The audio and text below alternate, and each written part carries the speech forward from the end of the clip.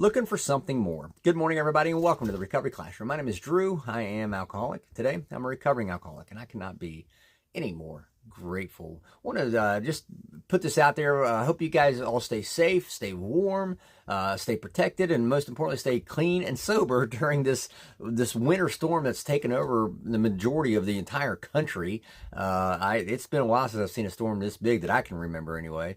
But yeah, if you're new to recovery, this is going to be a great opportunity for you to kind of start doing some digging into the big book, digging into whatever pathway of recovery that you're particularly working. But definitely want to wish you guys, everybody, all the best, and staying safe and warm, and most importantly, staying clean and sober throughout this next several days that we're going to be staring down this winter storm that's going to hit us.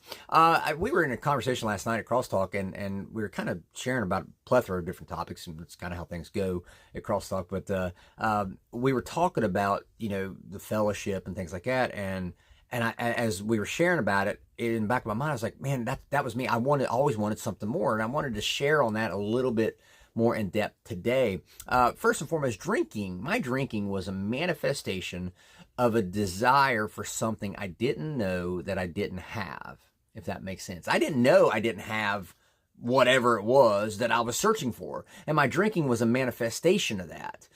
It's like my drinking was a manifestation of me searching for something that I didn't even know that I didn't have. I had no clue that I didn't have this thing that I was searching for. And drinking was a way for me to hide that. And at the end of the day, my drinking, I was drinking because I wanted something more. My drinking, my alcoholism, I should say, is the disease of more. One of my good friends, Matt Bell, he says that all the time. It's the disease of more. We suffer from that disease of more. I was looking for something more, day in, day out. I labeled that effort with excuses. Oh, I'm drinking because of this, or I'm doing this because of that. I labeled it with a myriad of different excuses, but at the end of the day, I was always searching for something more. And when I drink, because I always wanted more, it didn't just apply to my drinking alone. It applied to many things. There's many things, like just simply asking questions. If I ask a question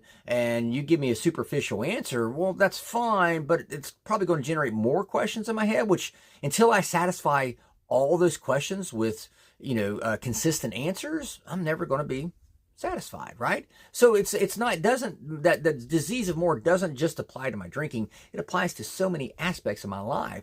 When I find something I like, I want more of it, be it booze, be it interrogation, asking questions, be it my health and nutrition work that I've done, or my Civil War history. I always have to have more. I don't necessarily have a drinking problem. I have a disease of more problem.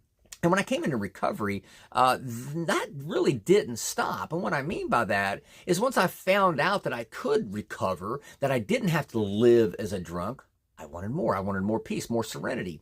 Again, that disease of more. And I found, throughout working my program and coming into the rooms of Alcoholics Anonymous, for me, I found these meetings that I didn't want, by the way. I didn't want to go to meetings. I didn't want part of the group conscious thing. I didn't want to be a home group member. I didn't want any of that stuff. I just wanted to go to meetings to talk to people, because I thought that's what the fellowship was. And I quickly found out that the meetings, the majority of meetings I was going to, meetings are not a fellowship. Meetings are not a fellowship at all. Meetings are where people are talking to you rather than with you. Well, me being me, I wanted more than that. I didn't want people talking to me. I wanted people talking with me. A fellowship is in this context, it's a verb, and it means an interaction, a back and forth dialogue and conversation, where I can sit and say something to you, I can wait on you to respond to me on whatever I said, and vice versa. A typical AA meeting for me, the majority of the AA meetings for me, they weren't like that. It was just a 3-minute recitation of regurgitated one-liners. Nothing changes if nothing changes. Old keys won't open new doors. Time takes time. That was not for me. That was not for me. Sure, it introduced me to the people that I needed to start bringing into my own personal network, recovery network. But the meeting itself, I wanted something more. And today, I still want something more. I want that true fellowship in the verb tense, where I can sit and have a conversation, a back and forth dialogue. I don't want to just sit and listen to somebody talking to me. I would rather have somebody talking with me. So with that being said, I'm out of time. Thank you guys for letting me come in and share 5 to 10 minutes of your day with you. You guys absolutely keep me sober, and I cannot be any more appreciative. We'll be talking again soon, guys. Remember, you can't get drunk if you don't take the first drink.